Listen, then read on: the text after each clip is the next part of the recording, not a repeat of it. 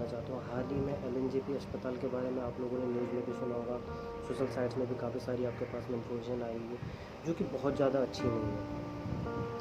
यहाँ पर काफ़ी सारे लोग ऐसे आए थे जो जिनके पेशेंट्स नॉर्मल, जिनको कोई प्रॉब्लम नहीं थी, और वापस वो जब हॉस्पिटल में एडमिट होते हैं तो उसके बाद उनको पता चलता है कि पेशेंट की डेथ हो गई है ड्यू टू कोरोना।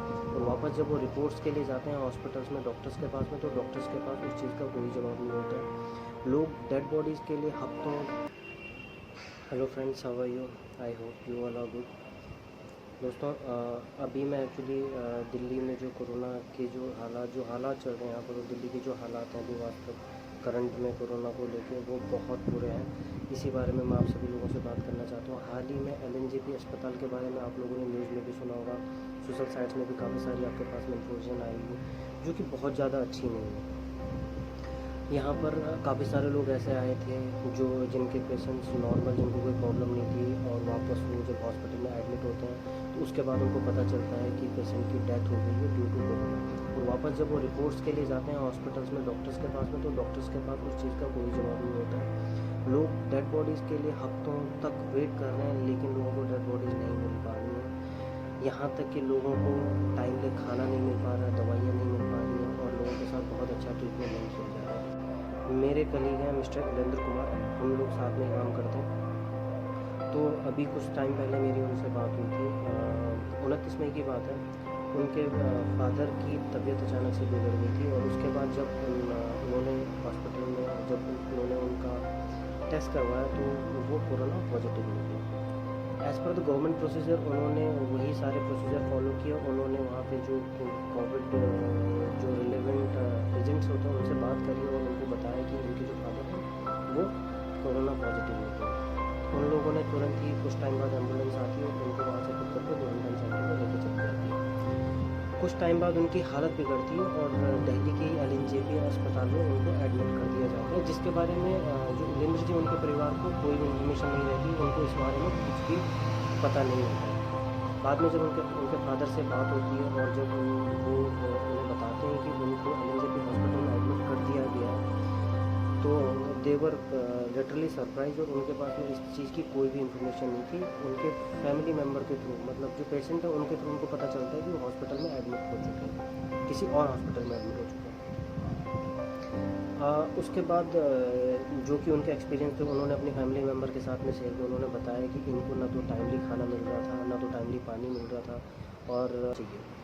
तो ये सारी चीज़ें होने के बाद उनके घर वालों की जब इलेंद्र जी की अपने फादर से बात हुई, तो उनके फादर ने बताया कि मैं बीमारी से तो मुझे नहीं पता, लेकिन इनके इलाज से मैं ज़रूर मर जाऊँगा, यहाँ पे नहीं रहना। ये सारी चीज़ें सुनने के बाद उनके घर वाले भी काफ़ी घबरा गए, और उन्होंने फाइनली डिसाइड किया आपस में मिलकर कि हम इनको किसी प्राइवेट हॉस्पिटल में एडमिट करते हैं। जैसे कैसे उन लोगों ने किसी प्राइवेट हॉस्पिटल में बेड का अरेंजमेंट करवाया और वहाँ पर बातचीत करी। तो उनके बड़े भाई हैं शैलेंद्र कुमार, उन्होंने बात करी डॉक्टर से, और डॉक्टर से पूछा कि हम इनको दूसरे हॉस्पिटल में शिफ्ट करवाना चाहते हैं, क्योंकि जिस तरीके से आप लोग यहाँ पर ट्रीटमेंट कर रहे हो, हमें नहीं लगता है कि इनमें कुछ अच्छे रिजल्ट्स मिल रहे हैं।